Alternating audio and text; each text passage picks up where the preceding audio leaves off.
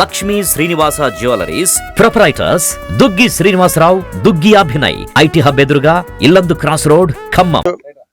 ఈరోజు మధ్యాహ్నం వైరా మా డివిజన్ ఆఫీస్ ముందు నుంచి ఒక మత్స్యమితం లేని వ్యక్తి, అందాజా వయసు ఒక 35-40 సుమారు ఉంటుంది. చాలా మలినమైన బట్టలతోటి ఆ గడ్డం పెరిగి ఎంత రోడ్డు పైన చెప్పులు లేకుండా నడుచుకుంటూ పోతుంటే, నాకు వెహికల్ పోతుంటే నాకు సైట్ అయ్యిండు. వెంటనే నాకు ఆలోచన వచ్చేసి, ఏదో సమ్ మెంటలీ డిజార్డర్ వల్ల మనిషి ఇట్లా రోడ్డు మీద తిరుగుతున్న ఆలోచన వచ్చి, అతనికి కొంచెం మనం టేక్ ఓవర్ చేసి కొంచెం ట్రీట్మెంట్ ఇస్తే అతను బాగా ఆలోచన ఉంటుందని చెప్పి నేను వెంటనే నాకు ఆలోచన వచ్చేసి, మన ఖమ్మంలో ఉన్నటువంటి అన్నం ఫౌండేషన్ శ్రీనివాసరావు గారు, అన్నం శ్రీనివాసరావు గుర్తుకొచ్చారు. ఎందుకంటే లాస్ట్ టైం కూడా చాలా మంది మానసిక స్థితి లేని వాళ్ళకు కూడా చాలా మందిని అతనికి హ్యాండ్ ఓవర్ చేయడం జరిగింది. చాలా మందికి ట్రీట్మెంట్ ఇచ్చి కూడా వాళ్ళ బంధువులకు గతంలో ఇప్పించడం జరిగింది. వెంటనే నేను వారికి ఫోన్ చేసిన, ఇటు విషయం చెప్పాను. వెంటనే వాళ్ళు స్పందించి వాళ్ళ టీం తోటి విత్ కిట్తో సహా వైరా పోలీసులు రావడం జరిగింది. నేను కూడా ఇటు వ్యక్తిని వెంటనే నేను బ్లూ కోట్ టీమ్స్కు తర్వాత ఎస్ఐ గారికి ఫోన్ చేసి వెహికల్ తెప్పించుకొని అతని వెంటనే వైరా పోలీసులను పంపించేసి, వాళ్ళు అన్నం శ్రీనివాసరావు గారు మరి వారి టీం వచ్చిన తర్వాత అతన్ని వెంటనే ఆ బట్టలు అన్నీ రిమూవ్ చేసేసి కొత్త బట్టలు తెప్పించి అతని గడ్డం మొత్తం షేవింగ్, హెడ్ షేవింగ్ అన్నీ చేయించిన తర్వాత కూడా కొత్త బట్టలు తొలగించాము. ఆయన కొంచెం మెంటల్లీ కొంచెం డిజార్డర్లో ఉన్నాడు. అతన్ని అన్నం శ్రీనివాసరావు గారు కూడా నేను రిక్వెస్ట్ చేయడం జరిగింది. అతన్ని తీసుకెళ్ళి వాళ్ళ ఆశ్రమంలో పెట్టేసి అతనికి సరైన ట్రీట్మెంట్ ఇవ్వండి, దానికి తగిన ఏమున్న ఖర్చులైనా కన్నా మేము భరించడానికి మేము భరోసా ఇచ్చినాం. మున్ముందు కూడా ఇంతకుముందు గతంలో కూడా కోవిడ్ టైంలో కూడా అన్నం శ్రీనివాసరావు గారు చాలా సర్వీస్ చేశారు. చాలా ధైర్య సాహసాలు కాదు, ఆ టైంలో బంధువులు కూడా ముట్టుకోలేని పరిస్థితిలో ఉన్నటువంటి కోవిడ్లో పేషెంట్లకు కూడా ముందుకు వచ్చి ఎంతో సర్వీస్ చేశారు. వారికి నా యొక్క ధన్యవాదాలు, కృతజ్ఞతలు. వారు ఎంత సేవ చేశారంటే అసలు చెప్పుకోని అవసరం లేదు. వారిని గుర్తించి మనం చాలా ఇంకా మనకు ఇది చేయాలి. సో ఇంకా కూడా వైరల్ ఉన్నటువంటి కొంతమందిని కూడా మేము గుర్తించి కూడా అన్న శ్రీనివాసరావు గారికి అప్పచెప్పడం జరుగుతుంది.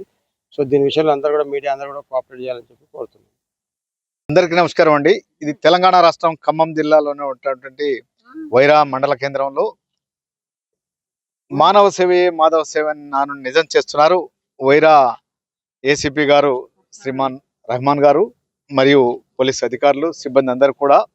మరి వైరా పట్టణంలో మతి చించలేని, గుర్తు తెలియని ఒక 35 నుంచి 40 సంవత్సరాల లోపు ఉన్న మగ వ్యక్తి మాసిన బట్టలతోటి, చెప్పులు కూడా లేకుండా, తను ఎవరో ఎక్కడో ఏమిటో తెలియకుండా అచేతన స్థితిలో రోడ్డు మట్టి నడిచిపోతున్నారు. మరి మంచిగా ఉన్న వారే ఎన్నో వాహనాల దాడుల్లో మరణిస్తున్నారు.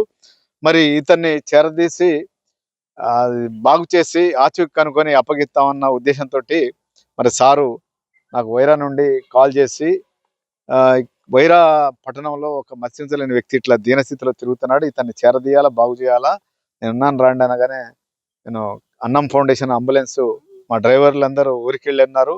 నేనే డ్రైవింగ్ చేసుకుంటూ అంబులెన్స్ చేసుకొని మా సిబ్బందితో రావడం జరిగింది. వచ్చిన తర్వాత ఈ యొక్క వ్యక్తికి సారు బట్టలు తెప్పించేసి స్నానానికి అన్ని ఏర్పాట్లు చేసి, మరి ఈయనే కాకుండా ఇంకొక గుర్తు తెలియని కూడా ఉన్నది. ఈమె గొత్తికోయలు ఒరిస్సా రాష్ట్రానికి చెందిన వ్యక్తి అనుకుంటే, హిందీ కూడా రావట్లేదు, తన ఒడిస్సా భాష తప్ప. మరి ఈమెను కూడా అమ్మ, అక్కగా, దేవతగా భావించి సారు ఈమెను కూడా ఎక్కడుందో వెతకండి అని చెప్పేసి వెతికిచ్చేసి, మరి పరిమళించిన మానవత్వం ఇదే తొలిసారి అని మీరు కొందరు చూసిన వారు అనుకోవచ్చు. సారు 3 టౌన్లో సర్కిల్ ఇన్స్పెక్టర్గా పనిచేస్తున్న రోజుల్లో నైట్ పెట్రోలింగ్లో ఆహార పొట్లాలన్నీ కూడా, అన్నం పొట్లాలన్నీ తెచ్చి వీధుల వెంట ఆకలితోటి అలమటించే వ్యక్తులకు ఎందరికో అన్నం పెట్టిన మహానుభావుడు. అదే కాకుండా అన్నం ఫౌండేషన్ ఆశ్రమంలో దిక్కు మొక్కు లేని వందలాది మందికి కూడా ఆకలి తీర్చి, వారి మ్యారేజ్ డే సందర్భంగా, బర్త్డే సందర్భంగా పిల్లలు గుడికి పోతారో ఎక్కడన్నా ఫంక్షన్ హాల్లో చేసుకుంటారో లేదో తెలియదు, కానీ మరి రెగ్యులర్గా అనాథలకే ఆకలి తీర్చి, మరి అదే కాకుండా రగ్గులు, పెద్ద పెద్ద రగ్గులు చలికి ఎదగద వణుకుతారు. మరి అన్నీ ఉన్న వాళ్ళు కుటుంబాల్లో చలి బారిన పడకుండా ఉంటారని మరి ఎక్కడి నుంచి తెచ్చారో, ఏ హైదరాబాద్ తెచ్చారో కానీ వారు కొత్త కొత్త క్వాలిటీ రగ్గులు తీసుకొచ్చేసి అందరికీ స్వయంగా కప్పి ఆకలి తీర్చినటువంటి మహానుభావుడు. మరి వీరి ఆలోచన, వీరి బాటలో ఎందరెందరో ఆలోచించి మానవ సేవయే మాధవ సేవ నాను నిజం చేయాల్సిన అవసరం ఎంతైనా ఉంది. భారతదేశం నా మాతృభూమి, భారతీయులందరూ నా సహోదరులు అన్న ప్రతిజ్ఞ అందరం చదువుకున్నాం, దాన్ని నిజం చేస్తున్నారు.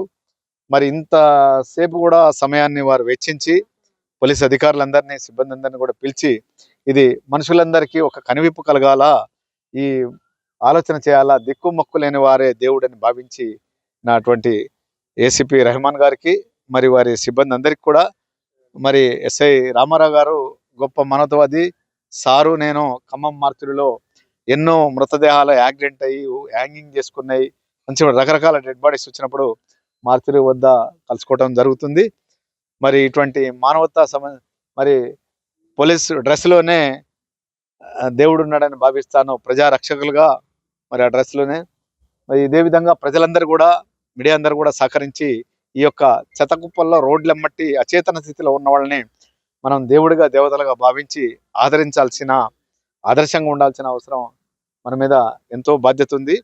దేవుడి గుడికి ఎలాగైతే వెళ్ళి మరి ఆ విగ్రహానికి మనం అన్ని రకాలుగా సంప్రదాయబద్ధంగా గౌరవబద్ధంగా పూజలు చేస్తున్నాము, మరి ఇలాంటి వారిని కూడా కొంచెం మనసు పెట్టేసి ఆ పట్ల డిపార్ట్మెంట్కి సమాచారం ఇచ్చేసి వాళ్ళని బాగు చేస్తే బాగవుతారు. ఆ తెగిపోయిన బంధాలని, తప్పిపోయిన బంధాలని మన పిల్లలు బజారుకి పోయి రాకపోతే, మన వాళ్ళు రాకపోతే ఎంత బాధపడతామో మరి వాళ్ళోళ్ళు కూడా అంతా బాధపడుతుంటారు. వాళ్ళని బాగు చేసి ఆచూకీ కనుకొని మేము గతంలో ఈ యొక్క భారతదేశ వ్యాప్తంగా 16 రాష్ట్రాలు తిరిగాము, చేరదీసి బాగు చేసి 40 సంవత్సరాల తర్వాత కూడా మరి అప్పుడు రంగనాథ్ ఎస్పీ గారు నల్గొండలో ఉన్నారు. కరోనా పీరియడ్లో 40 సంవత్సరాల తర్వాత ఆ వ్యక్తిని సార్ సమక్షంలో అప్పగించడం జరిగింది. మరి ఇక్కడ అవ్వబడుతున్న వ్యక్తి కూడా మీరు గతంలో బట్టలు లేకుండా దూకులు